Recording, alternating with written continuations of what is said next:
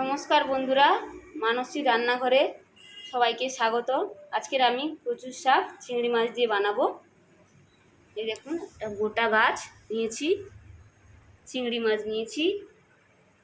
এটাকে আমি সুন্দরভাবে কেটে নেব, শাকটাও কেটে নেব ছোট ছোট করে, চিংড়ি মাছটাও কেটে নেব। কড়াই গরম হয়ে গেছে, তেল দিয়ে দেবো।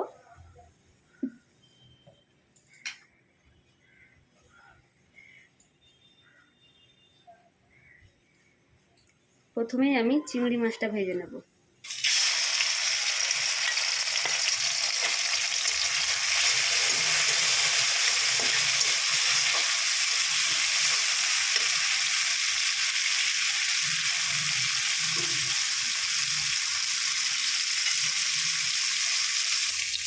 চিংড়ি মাছটা ভাজা হয়ে গেছে, আমি ফোড়ন দিয়ে দেবো। 5 ফোড়ন দিয়ে দিলাম, একটু শুকনো লঙ্কা দিলাম, তেজপাতা দিলাম,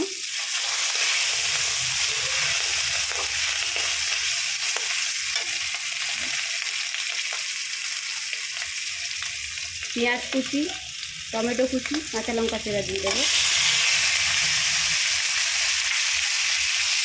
দিয়ে ভালো করে নাড়াচাড়া করে নেব।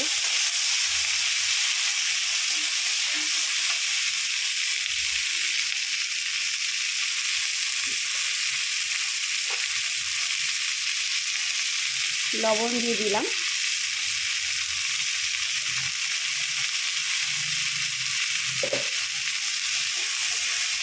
ভালো করে নাড়াচাড়া করে অল্প আঁচে 2 মিনিট ঢেকে দেবো। মশলাটা ভালোভাবে গলে, টমেটো পেঁয়াজ ভালোভাবে গলে যাবে। দেখুন অনেকটাই সেদ্ধ হয়ে গেছে, পুরো গলে গেছে টমেটোটা। আদা রসুন দিয়ে দেবো, 1 চামচ আদা রসুন বাটা দিয়ে দিলাম। 1 চামচ হলুদের গুঁড়ো,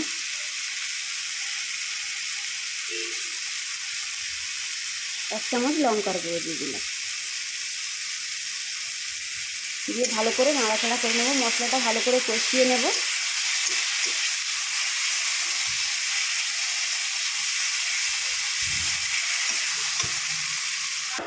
কচুর শাকটা দেখুন ভালো করে জল ঝরিয়ে নিয়েছি, আমি এবার কচুর শাকটা দিয়ে দেবো।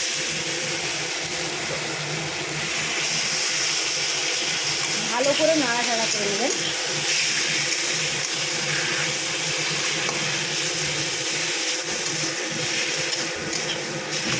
আপনারা অনেকেই কচুর শাক কচু চিংড়ি খেতে খুব ভালোবাসেন, তো এইভাবে কচুর শাক বানালে খেতে খুব সুন্দর লাগে।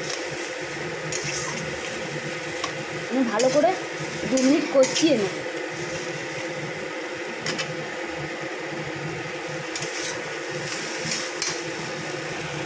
1 চামচ চিনি দিয়ে দিলাম। চিনি দিলে তরকারি খুব সুন্দর টেস্ট হয়। দেখুন শুকনো শুকনো হয়ে গেছে, আমাদের কচুর শাক ফ্রাই হয়ে এসছে।